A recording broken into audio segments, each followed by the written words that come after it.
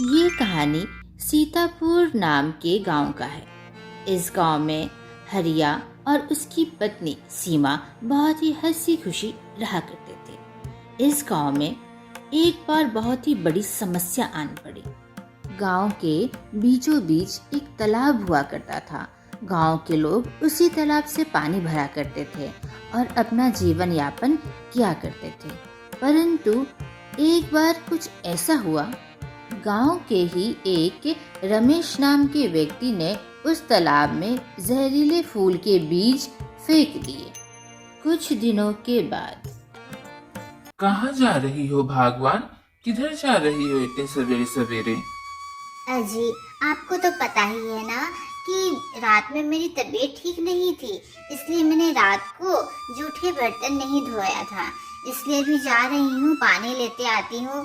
घर में बहुत सारा काम पड़ा है, जूठे बर्तन धोना है, फिर झाड़ू पोछा करना है, फिर खाना बनाना है, कपड़े भी बहुत सारे रखे हुए हैं, वो भी धोना है। अजी, बहुत काम पड़े हुए हैं। मैं जल्दी से तालाब से पानी भर कर आती हूँ, ठीक है? हाँ भागवान, ठीक है, जल्दी आना, मुझे बहुत ही जोरों से भूख लगी है। अजी हाँ, जल्दी आ जाऊंगी पानी लेकर और तुरंत फटाफट खाना बना दूंगी, ठीक है? ऐसा कहकर सीमा पानी भरने के लिए चली जाती है तालाब के पास। अरे ये क्या, तालाब में इतने खूबसूरत फूल कहाँ से आ गए अचानक से? यह तो बहुत ही सुंदर फूल है और यह तालाब तो पूरा इन फूलों से भर गया है। इनको तो देखकर ऐसा लगता है कि सारे फूल तोड़कर घर ले जाऊं। मैं तो भूल ही गई, इस तालाब के इतने सुंदर फूल को देखकर मैं सच में भूल गई कि मुझे पानी भरकर घर ले जाना है और घर पर जल्दी से खाना बना के देना है। चलो चलो, जल्दी से पानी पहले भर लिया जाए। तभी सीमा की नजर तालाब के एक किनारे पर पड़ी। वहां पर उसने देखा कि कुछ लोग मरे पड़े हैं। अरे ये क्या, ये लोग यहाँ पर कैसे मरे पड़े हैं? तालाब के किनारे अभी तक किसी ने देखा नहीं। अरे ये दोनों तो सच में मर गए हैं। इनकी तो सांसें भी नहीं चल रही और धड़कन भी रुकी हुई है। आखिर इन दोनों को क्या हुआ होगा? मुझे कुछ समझ में नहीं आ रहा है। गांव वाले को बताना पड़ेगा। अच्छा, एक काम करती हूँ, पहले पानी भरकर और फिर गांव वालों को जल्दी से जाकर बताती हूँ। सीमा जैसे ही पानी तालाब से भरने ही वाली थी, तभी उसने अचानक देखा कि तालाब के पास एक गाय आई और गाय ने उस तालाब के पानी को पिया और पीते ही वह जमीन पर जा गिरा। अरे गाय माता, आपको क्या हुआ? क्या हुआ? अरे कोई है क्या? कोई है क्या? कोई तो गाय की मदद करो, कोई तो गाय की मदद करो। मैं क्या करूं? अरे ये क्या, गाय की तो सांसें रुक गई है और इसकी धड़कन भी। ये गाय भी मर गया क्या? वो दो व्यक्ति जिस तरह से मरे, कहीं गाय भी कुछ उसी तरह तो नहीं मर गया? इसका मतलब इस तालाब का पानी जहरीला हो गया है।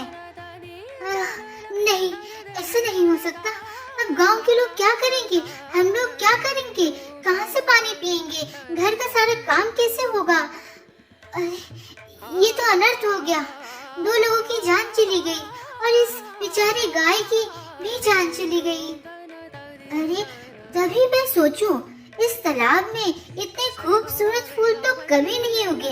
अचानक यह फूल उगने से ही कहीं तालाब का पानी जहरीला तो नहीं हो गया?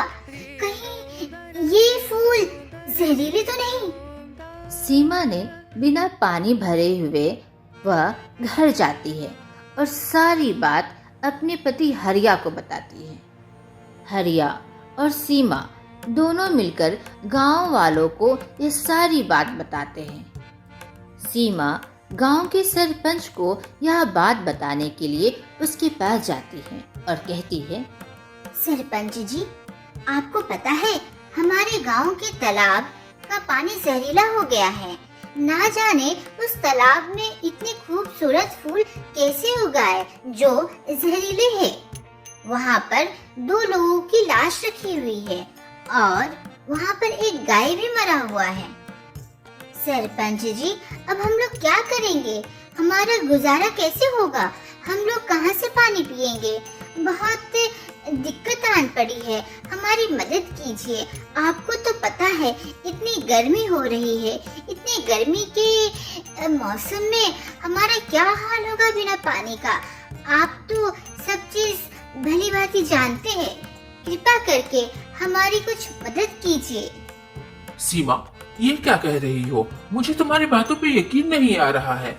क्या ये सत्य है? ऐसा कैसे हो सकता है? अचानक तालाब में वो जहरीले फूल कैसे खिलाए? ऐसा तो नहीं हो सकता। सरपंच जी, मैं सच कह रही हूँ।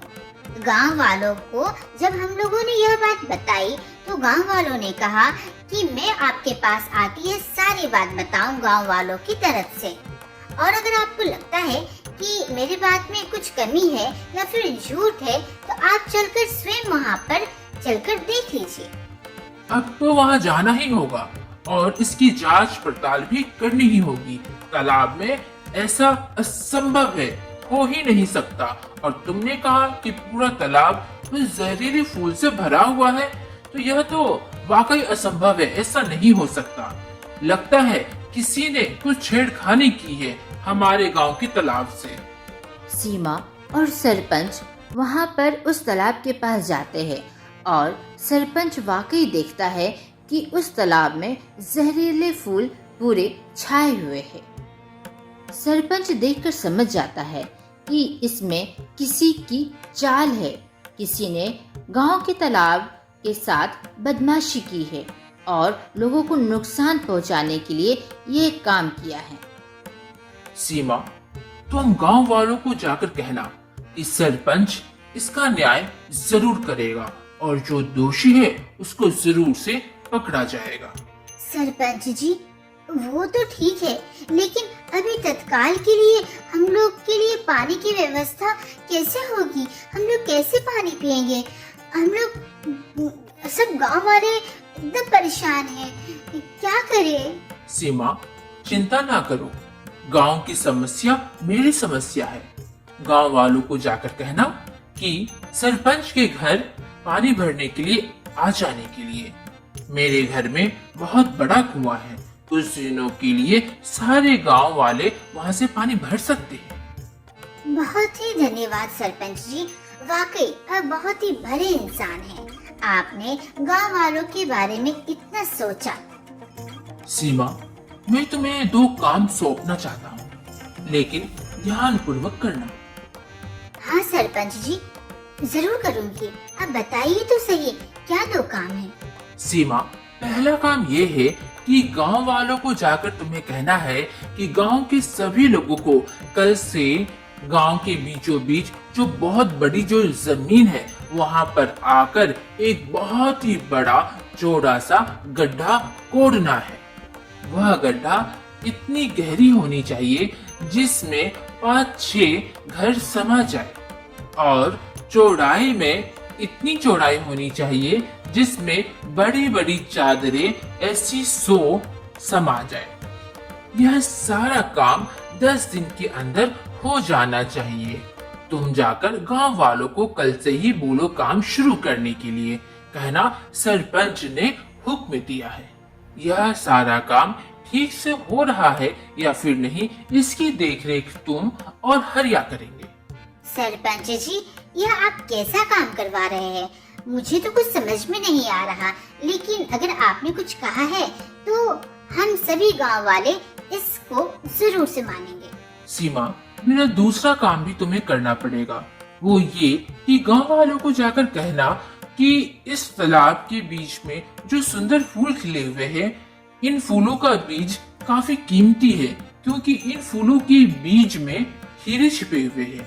आखिर यह फूल का बीज कहां से कौन लाकर इस तालाब में डाला, उस व्यक्ति का मैं धन्यवाद करना चाहता हूँ। सरपंच जी, क्या आप सच कह रहे हैं? क्या इन फूलों के बीच में हीरे छिपे हुए हैं? हाँ सीमा, मैं सच कह रहा हूँ। क्या तुम्हें पता है कि इस फूल के बीच में जो हीरा छिपा हुआ है वो किसी और को नहीं दिखेगा, वो सिर्फ उसी इंसान को दिखेगा जो कि इस तालाब में इस फूल के बीज को फेंका होगा। हाँ सरपंच जी, मैं यह सारी बातें गांव वालों को जाकर जरूर से बता दूंगी। सीमा अपने घर जाती है और यह सारी बातें अपने पति हरिया को बताती है। हरिया और सीमा दोनों मिलकर के गांव के सारे लोगों को यह दोनों बातें बताते हैं और ये भी बताते हैं कि गर्मी में भी जो भी दिक्कत हो रही है पानी की, उससे डरने की बात नहीं है। सरपंच जी ने कहा है कि उनके घर में कुआं है, उस कुएं से पानी हम लोग भर सकते हैं। गांव वाले सभी मिल गए और देखते ही देखते बड़ा सा गड्ढा कोड़कर तैयार कर दिया। गांव के सभी लोग सरपंच जी के यहाँ कुएं के पास आते, पानी भरकर वहां से चले जाते और सरपंच को बहुत ही दुआएं देते। गांव वालों में एक चर्चा छा गई कि कितने दिनों तक गांव के सरपंच के कुएं से पानी भरा जाएगा, क्योंकि कुछ दिनों के बाद वो कुआं भी सूख जाएगा। इतने ढेर सारे लोग वहां से अगर पानी भरेंगे तो कुआं में पानी नहीं रहेगा। इस परेशानी से सभी लोग काफी परेशान थे। देखते ही देखते 10 दिन गुजर जाते हैं और बड़ा सा गड्ढा कोड़ा हुआ तैयार हो जाता है।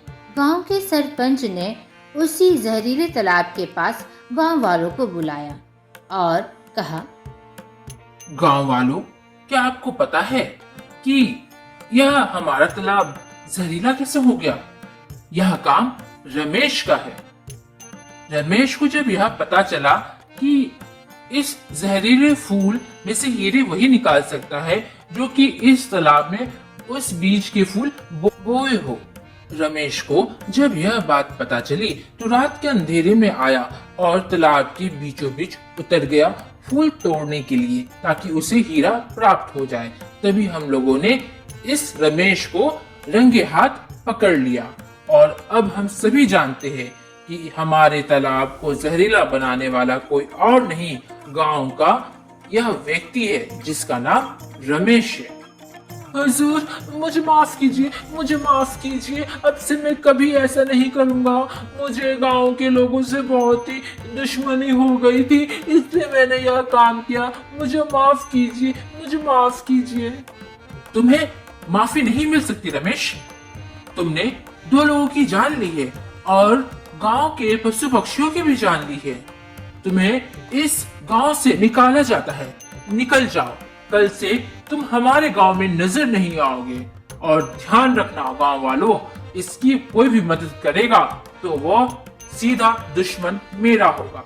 कुछ दिनों के बाद, लगभग 5-10 दिनों के बाद ही गांव में बहुत ही भीषण वर्षा होने लगी और देखते ही देखते गांव वालों ने जो वह गड्ढा कोड़ा था उसमें पानी भर गया। सभी गांव वाले वहां पर आ पहुंचे।